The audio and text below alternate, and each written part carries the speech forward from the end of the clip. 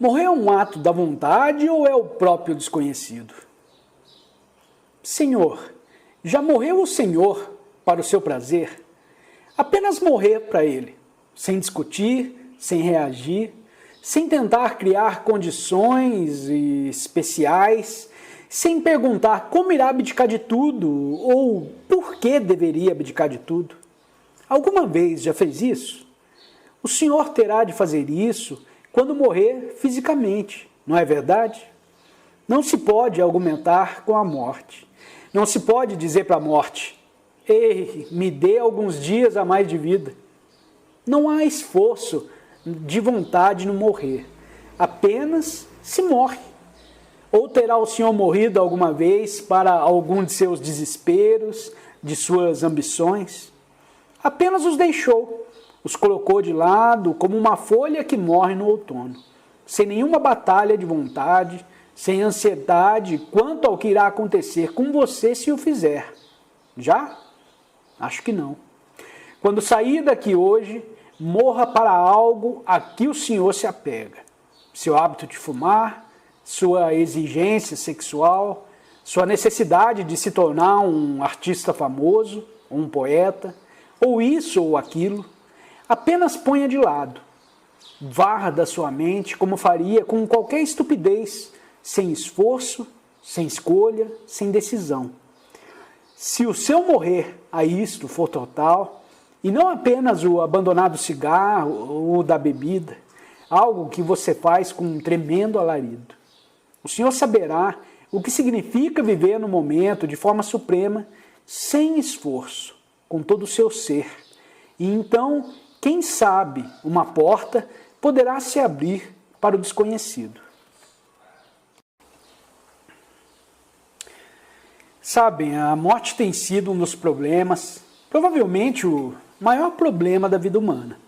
O que tem sido a preocupação desde tempos antigos não é amor, não é o medo, não são os relacionamentos, mas esta questão, este mistério, esta sensação de fim. Tentaremos aqui investigar o que vem a ser isso. Pode-se investigar o que é a morte, uma vez que a separamos da vida? Entendem a minha pergunta? Eu identifiquei a morte como algo no final da minha vida, certo? Algo que adiei, deixei de lado, criando um longo intervalo entre o viver e o morrer. Morrer é algo no futuro, algo de que se tem medo, que não se deseja, que deve ser completamente evitado. Mas ainda assim, ela está sempre ali, quer seja por acidente, doença ou velhice, está sempre ali. Quer você seja velho ou moço, doente ou cheio de alegria, está sempre lá. Muitos têm dito, viver é apenas um meio de morrer. Morrer é muito mais importante do que viver. Encare a morte muito mais do que a vida. Sabendo que existe a morte, as pessoas criaram toda sorte de consolação. Consolação na crença, em ideais, na esperança de que se possa vir a sentar ao lado direito de Deus, como recompensa por bom comportamento e assim por diante. Na Ásia, todos acreditam em reencarnação. Aqui vocês não têm uma esperança assim racionalizada, mas uma sentimental. Quando se olha para tudo isso, as crenças, as consolações, o desejo de ser reconfortado, sabendo que existe um fim, a esperança de que na próxima vida você continuará com toda a racionalização intelectual da morte, você percebe que separou o morrer do viver. O morrer é separado do viver. O viver diário, com todos os seus conflitos, as desgraças, os apegos, os desesperos, as ansiedades, a violência, o sofrimento, as lágrimas e o riso. E por que terá a mente separado o morrer do viver? A vida que levamos, a vida diária, sua má qualidade, sua amargura, seu vazio, o sofrimento mental, a rotina, o escritório, entra ano, sai ano, por 50 anos ou mais, ou a fábrica, a tudo isso chamamos de vida. A luta, a batalha, a ambição, a corrupção, as afeições, alegrias e prazeres passageiros, isto é o que chamamos de vida. E dizemos que a morte não pode entrar nesse território, pois isso é tudo o que conhecemos. E a morte nós não conhecemos. Portanto, nós a mantemos afastada. Assim nos aferramos ao conhecido. Por favor, observem isso em vocês mesmos. Ao conhecido, às lembranças de situações passadas, aos sofrimentos, às ansiedades, às recordações, às experiências que são todo conhecido e, portanto, passado. Nos apegamos ao passado e a isto chamamos de conhecido. E o desconhecido é a morte, da qual se tem medo. Assim, há um enorme abismo entre o conhecido e o desconhecido, e preferimos nos apegar ao conhecido do que penetrar nos domínios do desconhecido, porque nossas mentes operam sempre dentro do conhecido, pois ali existe segurança.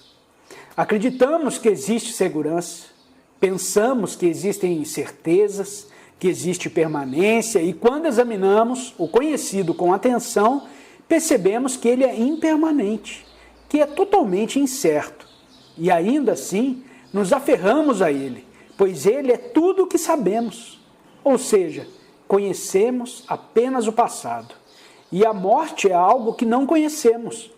No entanto, essa distinção existe, e existe porque o pensamento dividiu a vida em viver, morrer, amar e tudo mais. O pensamento destacou o artista, o homem de negócios, o socialista, o político. O pensamento distinguiu a vida como conhecido e a morte como algo desconhecido. Tudo isto são fatos. E pode a mente, presa obstinadamente ao conhecido, indagar sobre o que é permanente?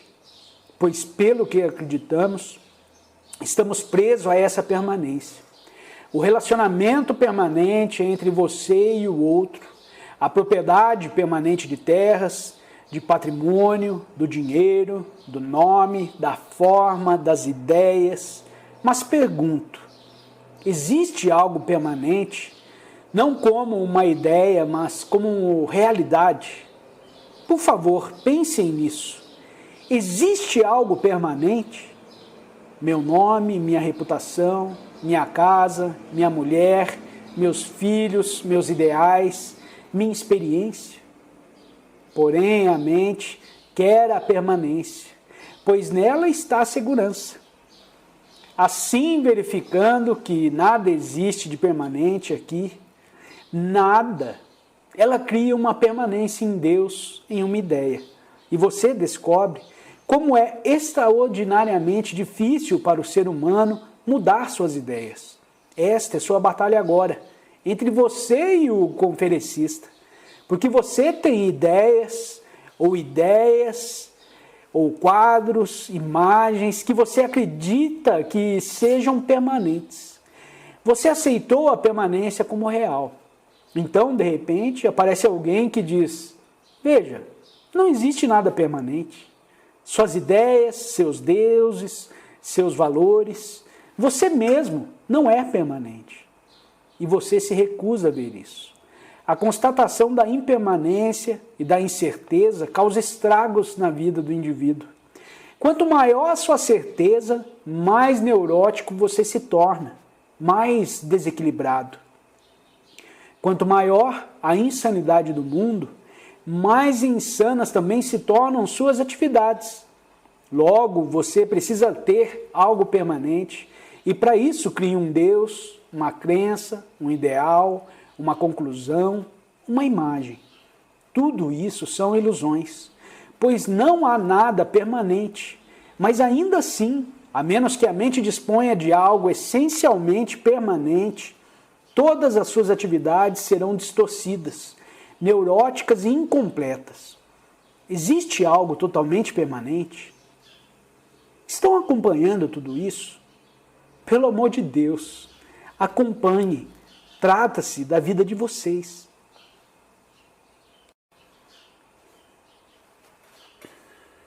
Se não há nada permanente, então a vida se torna totalmente sem sentido.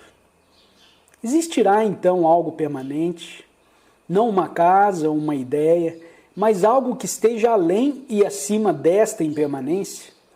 Estamos investigando isso. É preciso que acompanhem com cuidado. De outra forma, perderão o sentido. Vivemos no passado, e o passado tornou-se nossa permanência, o nosso estado de permanência. Quando você observa e percebe a ilusão do passado, o que surge dessa percepção? Vejo que viver no passado encerra certos valores.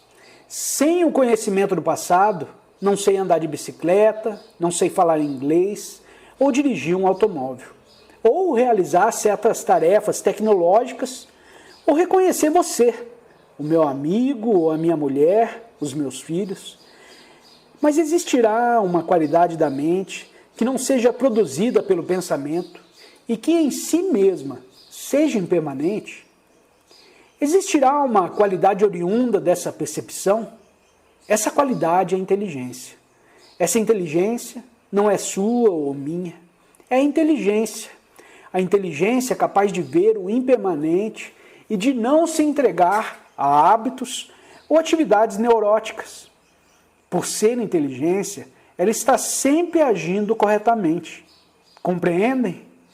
Com esta inteligência, iremos agora examinar a morte. Dizemos que a morte é algo desconhecido. Por sermos apegados a tudo o que é conhecido, o que tememos é o desaparecimento completo desse apego em suas mais diversas formas. O apego ao meu nome, apego à minha família, ao meu trabalho, ao livro que escrevi, ao livro que pretendo escrever, ou uma concepção de Deus. A morte é o fim desse apego, certo? E vivendo em seu dia a dia, você pode se libertar do apego e, portanto, incitar a morte? Compreende o que estou falando? Compreenderam? Eu estou sendo claro? Quero dizer, estou apegado ao meu livro, à minha reputação, à minha família, ao meu trabalho, ao meu orgulho, à minha vaidade, ao meu senso de honestidade, ao meu senso de glória ou ao que quer que eu esteja apegado. A morte representa o fim desse apego. Mas posso terminar imediatamente esse apego? O que é a morte? Dessa forma, eu trouxe a morte para o próprio momento de viver. Então, não pode haver medo. Quando a mente percebeu a verdade que há nisso, que a morte é o fim de tudo aquilo a que você está apegado, quer se trate de seus móveis, do seu voto, dos seus ideais e assim por diante, você trouxe esse fenômeno distante, chamado morte, para a ação imediata da vida, ou seja, o desaparecimento total de seus apegos. Portanto, a morte significa uma total renovação. Compreendem? Uma total renovação da mente que ficará presa ao passado. Assim, a mente torna-se assombrosamente viva. Não está mais vivendo no passado.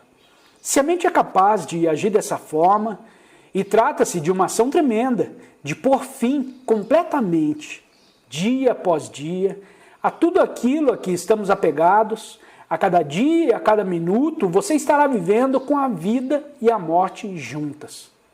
Disso resulta o problema. Se você não for capaz de fazê-lo, o que acontecerá? Entende? Meu filho não pode fazer isso, ou meu amigo, meu irmão não pode fazer. Você conseguiu, mas eu não. Você se aplicou, você é diligente, é atento. Você entendeu tudo isso radicalmente, profundamente. Entendeu que você não depende mais de nada. Acabar imediatamente com toda esta dependência, com esse apego, eis a morte. Então, o que acontece aos que não penetram na inteligência, na excelência suprema dessa ação? Vocês sabem que a maioria das pessoas vive no passado, vivem sem pensar, vivem sem a sanidade. O que acontece a essas pessoas? Você pulou para fora dessa corrente da vida, o que significa que tem compaixão. Você sabe o que está fazendo. Você está consciente de todo o significado do passado, do presente e do futuro. de tudo que está envolvido nesse processo. E eu não estou. Eu nem sequer o escuto, eu nem ligo. Eu quero apenas ter bons momentos. Quero me divertir. Isso é tudo com o que me preocupo. Eu posso ter medo da morte e tenho uma crença reconfortadora, segundo a qual irei renascer numa próxima vida, ou que no final irei para o céu. Então, o que acontece comigo? Você que compreendeu tudo isso está, portanto, cheio de compaixão. E suas ações são supremamente inteligentes e, portanto, excelentes. E eu não estou nem um pouco interessado no que você está dizendo, fazendo, escrevendo ou pensando. Eu estou preso a essa corrente, tal qual a maioria dos seres humanos está. Qual o seu relacionamento com um homem nessa corrente? Terá você algum relacionamento ou nenhum? Como pode você se relacionar com um insano quando você é são? Você pode ter compaixão, pode ser gentil, generoso e tudo mais, mas não terá relacionamentos. Então, o que fará? Se você está fora dessa corrente, sua responsabilidade é viver essa vida, mas não para ser um exemplo, pois tornando-se um exemplo, você estará se tornando uma pessoa morta. Então, você terá um seguidor. Então, você se tornará uma autoridade. Então, você será a própria semente da destruição. Você é a própria causa dessa corrente. Então, o que fazer? Você tem a responsabilidade de agir com inteligência. Como você compreendeu toda a questão, a percepção do mapa de tudo aquilo de que falamos produz inteligência. E você agirá de acordo com essa inteligência. E não em função do eu gosto ou do eu não gosto. E essa é a responsabilidade. Se quiserem, vamos falar sobre a morte. Este é um problema imenso, vocês sabem. Querem realmente entrar nesse assunto? Teremos um diálogo sobre a morte.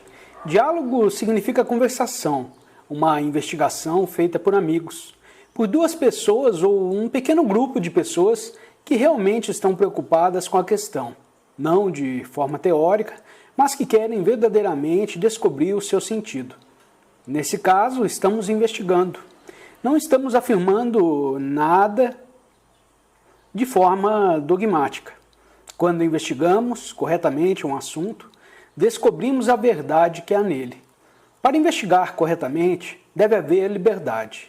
Se tenho medo da morte, então não posso investigar, pois esse medo irá deformar a minha investigação. Isto está claro?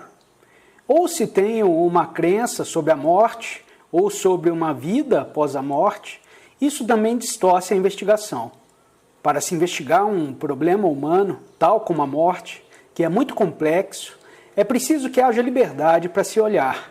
Você não pode observar ou investigar se existe algum tipo de preconceito, de crença, de esperança ou de medo. Para indagar seriamente, não pode haver preconceitos que distorçam medos, desejos de consolação, esperança, nada disso. A mente deve estar completamente livre para examinar. Eis a primeira providência para que se possa descobrir algo novo. Todo ser humano quer a continuidade. Os antigos egípcios manifestavam isso de determinada maneira e o homem moderno de outra maneira. Aqueles enterravam ou incineravam os corpos esperando que algo continuasse. Por parte de todo ser humano, existe a sólida exigência de que deve haver algum tipo de continuidade. Certo? Isso está presente em vocês, não é verdade? Olhem para isso. Então, o que é que continua? Existe alguma coisa que continua? Existe algo permanente? Ou será tudo impermanente? Vocês compreendem as minhas perguntas? Eu preciso descobrir.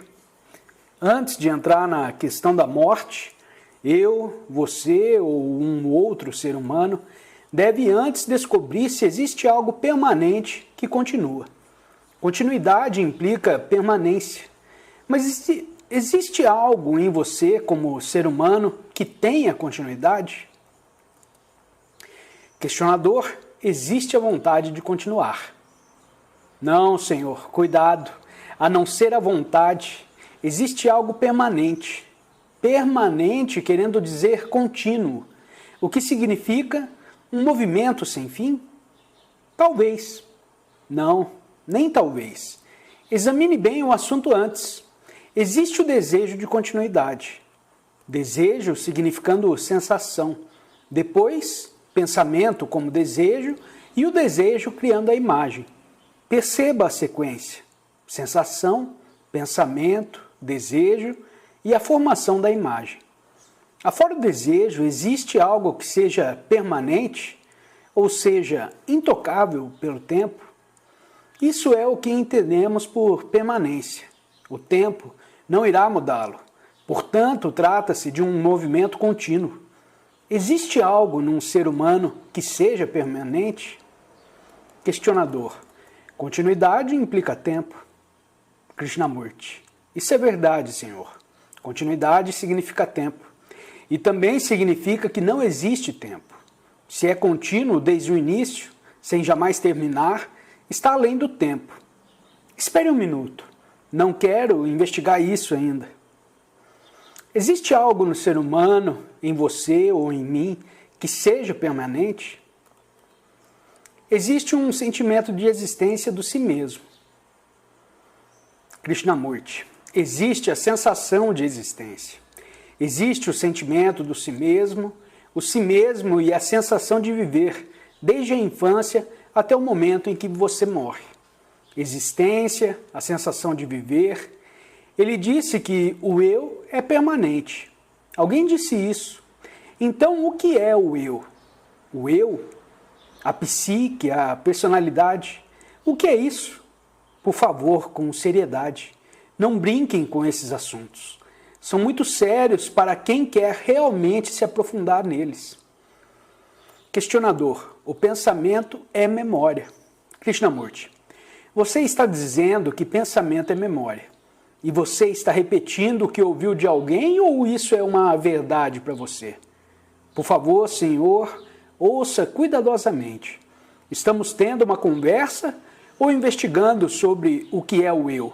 Sendo o eu, o sentimento de que você está vivo, de que você está existindo. Bem, e o que é este eu? Será esse eu permanente? Os antigos hindus afirmavam que esse eu evolui, vida após vida, até atingir a perfeição, que é o princípio máximo, o Brahman, de forma que o eu tem continuidade até que se torne perfeito e que seja absorvido pelo princípio máximo. Esta é a ideia da reencarnação. Reencarnar. Por favor, ouçam essa palavra. Reencarnar. Isto é, nascer outra vez. Bem, mas estamos perguntando, o que é esse eu? Será esse eu permanente? Não repitam algo que não tenha sido descoberto por vocês mesmos. Caso contrário, estarão apenas repetindo o que alguém disse. Isso não tem nenhum valor. Será esse eu permanente? Ou, em outras palavras, o que é esse eu? Como ele se torna realidade? Será uma entidade espiritual e, portanto, contínua? Ou um episódio momentâneo num fluxo em constante mutação? Será ele, em essência, algo espiritual, que é um processo não material? Ou será um processo material?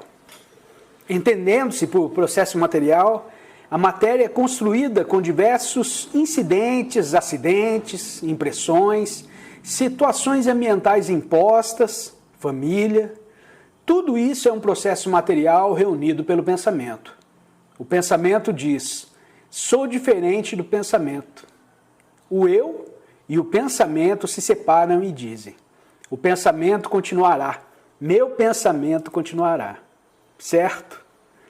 Vocês precisam descobrir por sua própria conta, nessa investigação sobre a morte, se existe algo permanente ou se tudo está em movimento. Tudo, tanto o processo material quanto a ideia de que você é um espírito, ambos estão em constante movimento. O movimento sendo tempo, tempo significando daqui para ali cronologicamente, tempo sendo o cultivo da psique. Movimento, haverá, portanto, algo permanente, ou no ser humano, tudo isso está sendo submetido a mudanças.